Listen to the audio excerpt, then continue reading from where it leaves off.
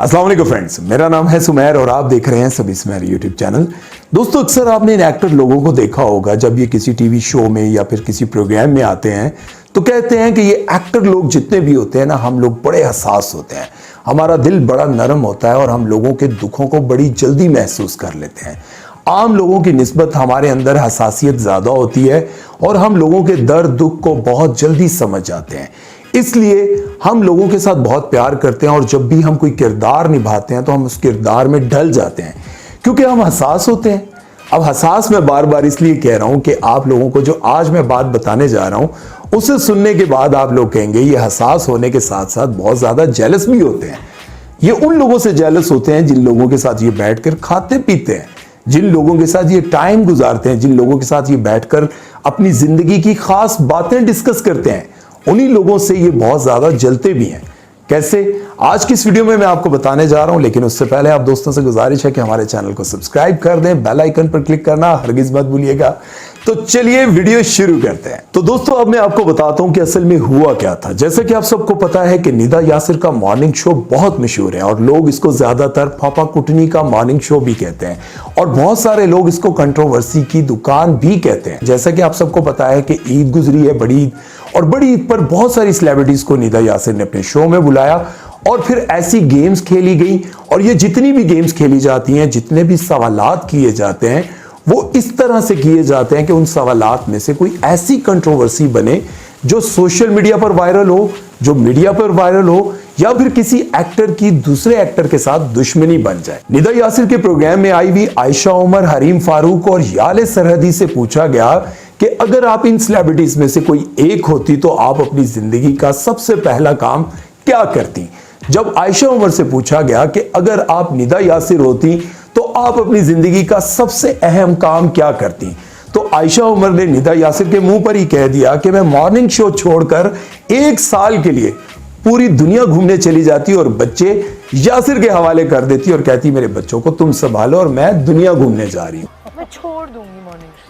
अरे नहीं यार, मैं छोड़ दूंगी और ट्रैवल करूंगी और मैं कहूंगी कि मैं अब जा रही हूँ। हाँ, मुझे एक्टिंग अब यासिर को कहूंगी तुम बच्चों का ख्याल रखो। तो मैं कहाँ जा रही हूँ? 1 साल के लिए मैं पूरी दुनिया घूमने जा रही आई हूँ। लव यू, थैंक और जब हरीम फारूक से पूछा गया कि अगर आप मरियम नवाज होती तो अपनी जिंदगी में सबसे बड़ा काम क्या करती, तो वो कहती कि मैं अपनी पावर को सबको जोड़ने में इस्तेमाल करती और अपनी पावर को अच्छे कामों के लिए इस्तेमाल करती। जो पावर मेरे पास होगी, I think I will get everybody together. इस वक्त मुल्क को सीधा लेके जाने की जरूरत है, उसकी बेहतरी की जरूरत है। Let's forget everything else. I will use my power to unite. प्यारी बात है। अब जब याले सरहदी से पूछा गया कि अगर आप हानिया आमिर होती तो अपनी जिंदगी का सबसे बड़ा काम क्या करती, तो वो कहने लगी कि मेरी बातों को नेगेटिव मत लीजिएगा, लेकिन अगर मैं हानिया आमिर होती तो सोशल मीडिया से 1 महीने की ब्रेक ले लेती।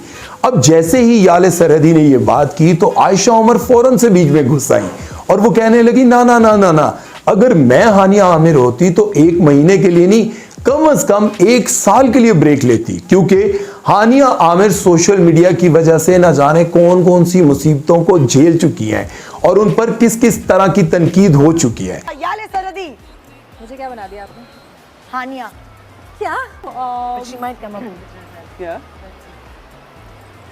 I don't want to sound negative. हाँ. I don't want to sound negative, but I think ये जो नई जनरेशन है ये बहुत ज़्यादा सोशल मीडिया जनरेशन, बहुत ज़्यादा है ना। जैसे मैं मॉर्निंग से छुट्टी कि लूं, 1 सोशल साल के मीडिया लिए से अपना छुट्टी, इंस्टाग्राम बंद कर दो, है ना। So it is very necessary. अगर मैं उसकी भी गर्दन में कितना दर्द होता होगा वैसे। लेकिन मैं सेकंडली पता है क्या, argument for she this. knew it. बहुत सारे सानिया होते Well हैं, done. आपके साथ बहुत सारे पर्सनल इश्यूज होते हैं। So if I was Haniya, at least 1 महीने के लिए तो मैं बंद कर 1 साल के लिए। अब मैं आपको बताता हूं कि इन सारी जली सड़ी बातों के पीछे आखिर क्या वजह है। जैसा कि आप सबको पता है कि हानिया आमिर का आजकल एक ड्रामा बहुत ही सुपर हिट जा रहा है जिसका नाम है मेरे हमसफर, और इसमें उनको बहुत ही मासूम दिखाया है, बहुत ही ऐसी लड़की दिखाया गया है कि जो अपने हस्बैंड के पीछे मरती है और हस्बैंड भी उसके ऊपर ऐसा फिदा है कि जिसे कहते हैं 100% रन मुरीद।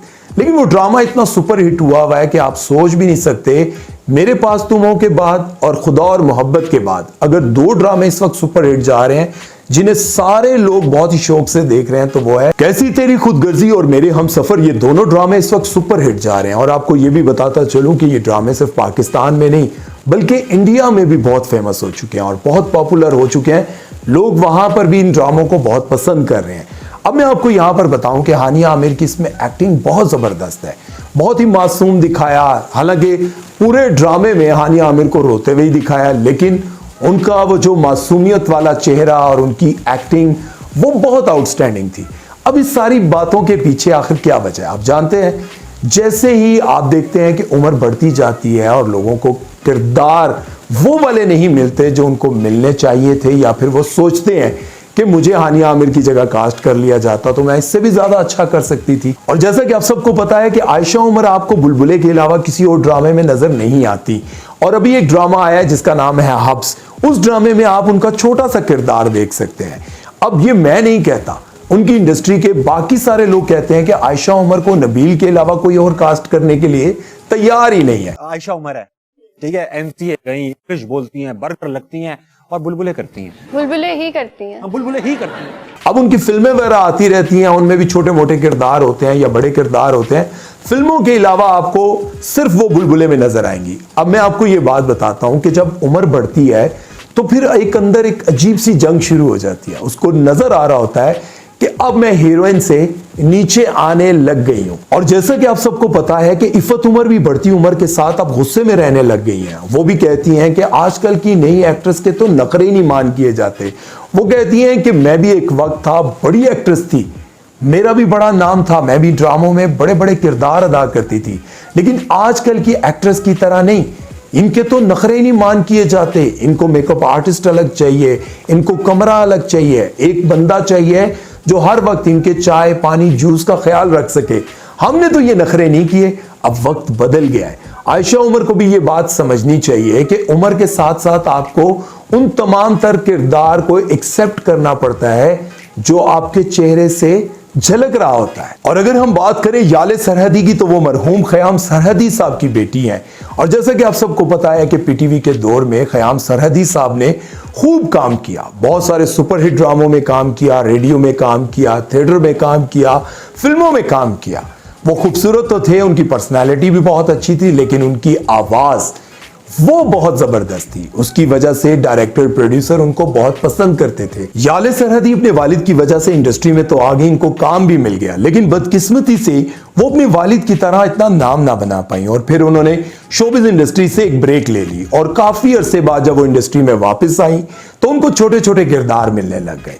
अब यही वजह होती है कि जब आप इंडस्ट्री में काम नहीं कर पाते और आपका बैकग्राउंड भी काफी स्ट्रांग होता है, आपके वालिद ने इंडस्ट्री में काफी टाइम गुजारा होता है, काफी नाम होता है उनका, लेकिन जब उनकी औलाद आकर अपना नाम नहीं बना पाती तो उनके अंदर एक अजीब सी जेलसी फील होने लग जाती है। अब अगर हम हानिया आमिर के बारे में बात करें तो ये बात उनको वाकई सोचनी चाहिए कि जब से वो सोशल मीडिया यूज कर रही हैं तब से लेकर अब तक न जाने कितनी बार उनको तनकीद का सामना करना पड़ा।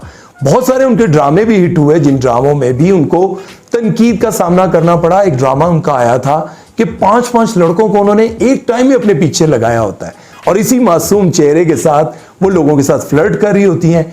फिर उनका एक वीडियो वायरल हुआ था सोशल मीडिया पर, आपको याद होगा, एक बहुत बड़े डायरेक्टर प्रोड्यूसर हैं वजाहत रऊफ, उनके बेटे के ऊपर वो लेटी होती हैं और वीडियो बना रही होती हैं। और फिर हानिया आमिर का आसिम अजहर के साथ भी सीन चलता रहा और ये लोग काफी अरसे तक साथ रहे, बाहर भी घूमने गए, लेकिन जब बाहर से वापस आए तो इनके दरमियान शायद कोई खटबट हो चुकी थी। जब लोगों ने इनसे पूछा कि आप शादी कब कर रहे हैं दोनों, तो कहने लगी हमारे बीच तो ऐसा कुछ भी नहीं, हम दोनों तो बहन भाई हैं और मेरा मतलब है हम सिर्फ दोस्त हैं। लेकिन अब बात सोचने की यह है कि हानिया आमिर पर तनकीद अगर कोई ऐसा बंदा करे जिसका आज तक कोई स्कैंडल सामने ना आया हो या फिर उसका आज तक कोई ऐसा वीडियो वायरल ना हुआ हो जिस पर लोगों ने उन पर तनकीद की हो।